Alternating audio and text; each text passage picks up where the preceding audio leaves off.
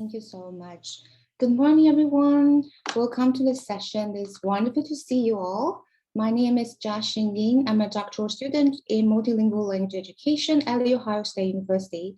And my colleague is Dr. Grace Juyong Kim, an assistant professor from Bucknell University.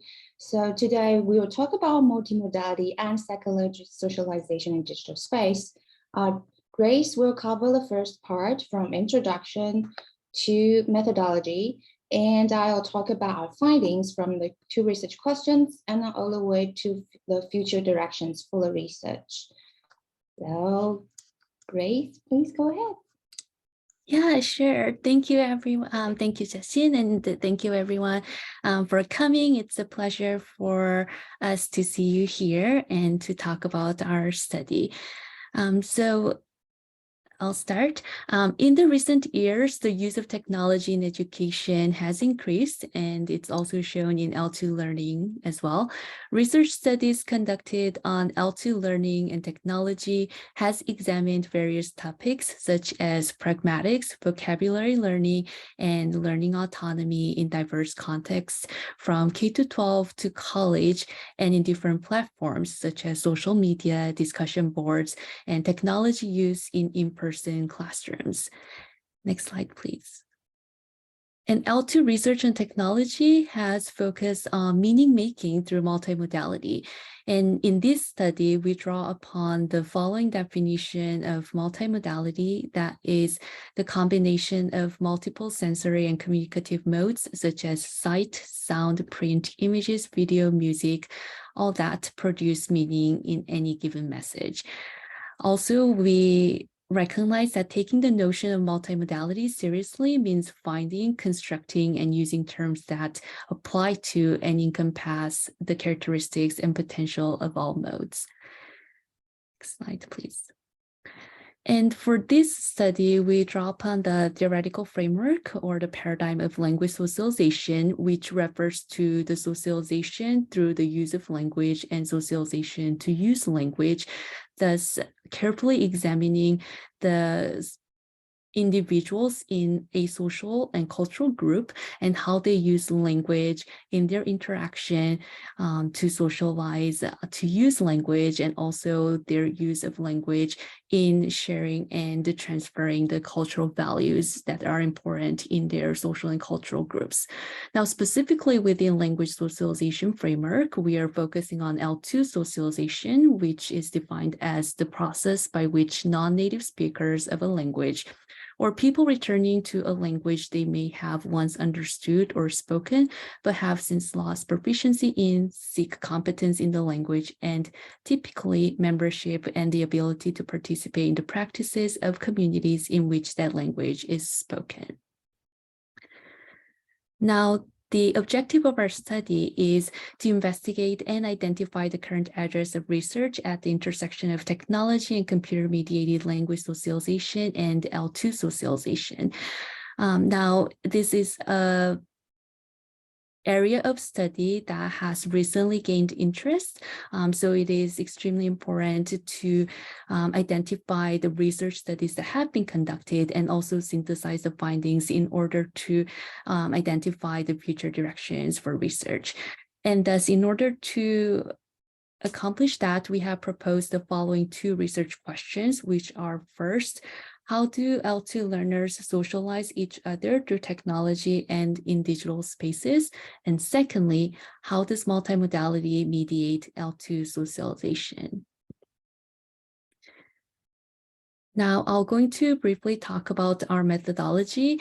Our study is a research synthesis, and we followed the one that was proposed by Ortega 2015. I'm going to briefly describe how that process or the steps proposed by Ortega in 2015 work looks like. So there are 6 steps, and the first one is problem specification. So identifying the problem or an issue or an objective that we would like to explore. And then secondly, search for literature according to the proposed criteria. And then third, develop a coding book. And then fourth, do coding of the selected studies. And fifth, analyze data and then display that. And the last step is interpretation and determination. So in our case, the article search, we used the following keywords. And first, we used language socialization, the full phrase, plus the following listed keywords. So language socialization and digital, and then language socialization and virtual. And then we used all the following 5. So digital, virtual, technology, internet, and social media to do an extensive search of articles. And then we also use the following research databases to do the search, which are Web of Science, ERIC, Scopus, JSTOR, Science Direct, EBSCOhost, and Google Scholar. Upon searching for all the potential articles to be included as the final set of articles, we use the following criteria, which are first, that these articles are published in peer-reviewed journals, and secondly, use the language socialization as their one of the frameworks. And so simply mentioning the phrase the word socialization in the discussion would not meet the criteria. And then third, the participant included L2 learners. So we didn't include, or we didn't narrow it down so that the participants only included L2 learners, because by doing so, the number would be too small. So if there were L2 learners included as participants, then those met the criteria. So in total, we did 3 rounds of rigorous search. So first, as you see, using the keywords that are listed there, and that led to or resulted in 26 articles. And then secondly, narrowing it down to include the articles that use language socialization as one of the theoretical frameworks, and that narrowed down to 14. And then included L2 learners, which narrowed down to 12. Next slide, please. So this table shows a list of the finalized articles that we included in this study. Next slide, please. And then to describe briefly the data analysis, we used descriptive coding that was proposed, or that was stated in Miles et al. 2013. And then each one of us, we did descriptive coding individually, and then we shared our code book to confirm. And then we developed our shared code book. And then after that, we went back to the articles to do another round of analysis. And in developing the codes, we use both top-down and bottom-up. So top-down are developed based on the research questions in mind, and then bottom-up were the emerging themes that appeared as we were coding the findings and the data in the articles. And then after that, we shared and updated the code book, and then we did the final round of data analysis.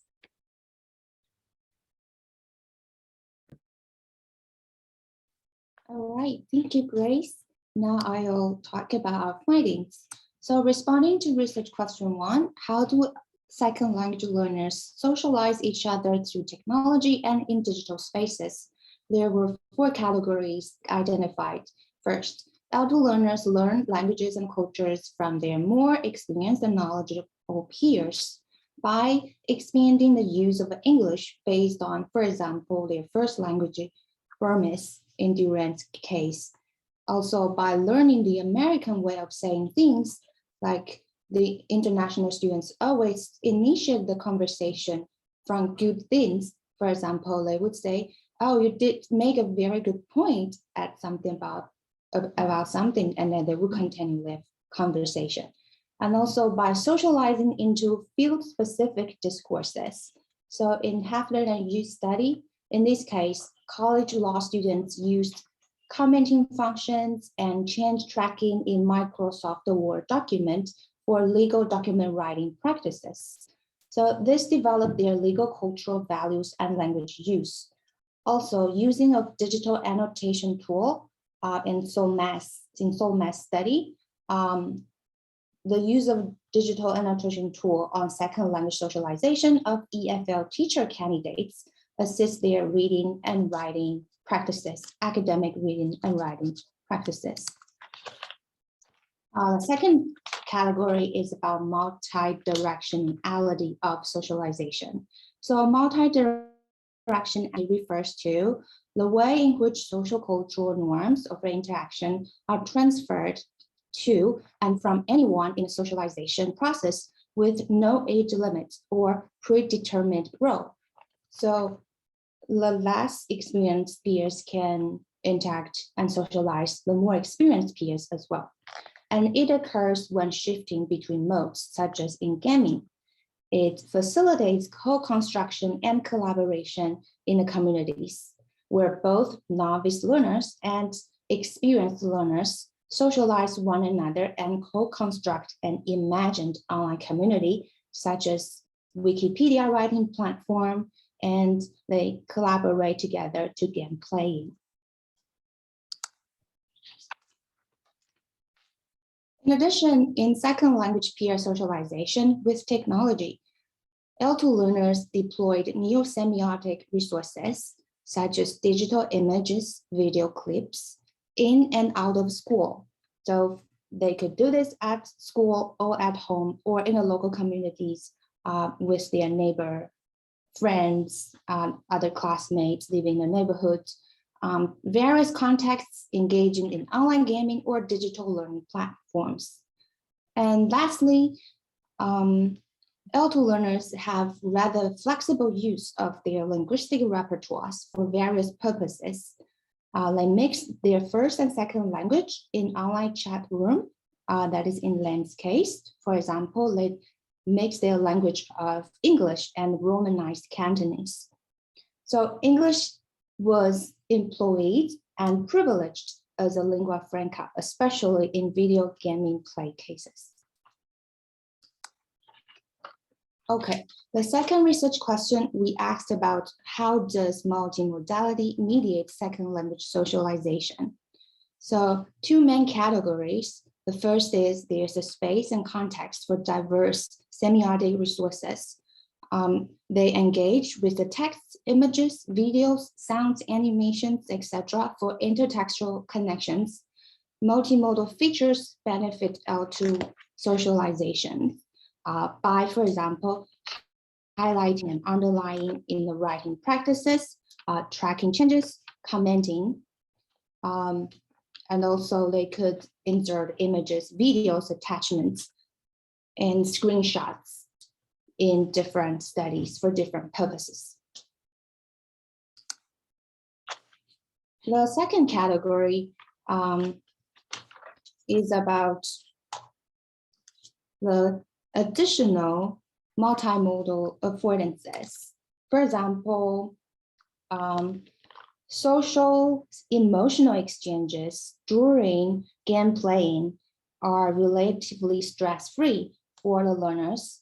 So L2 learners are exposed to rather more comfortable and more relaxing environment to practice their hybridized communicative modes by communicating with their peers. So another example is the digital reading tools, online writing platforms, instant messaging, and chat room conversations, etc., would help their diverse multimodal sources interaction. Okay. So for the discussions, as we can see that multimodal digital tools are used mainly for studying, such as reading and writing platforms and practices, gaming for refugee children especially, and also messaging, very instant messaging practices. And L2 socialization in gaming and messaging made literacy practices in L2 more accessible, more stress-free and relaxing for learners. Multimodality benefits second language socialization, enhancing their motivation, prompts their sense of belonging with a new identity investment. For pedagogical implications, we identified that multimodal resources in digital space can enrich learning.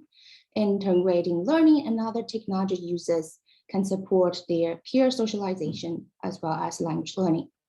And teacher professional development and training are critical, and it is very imperative to well-train our teachers to better use these multimodal resources to help our students' learning.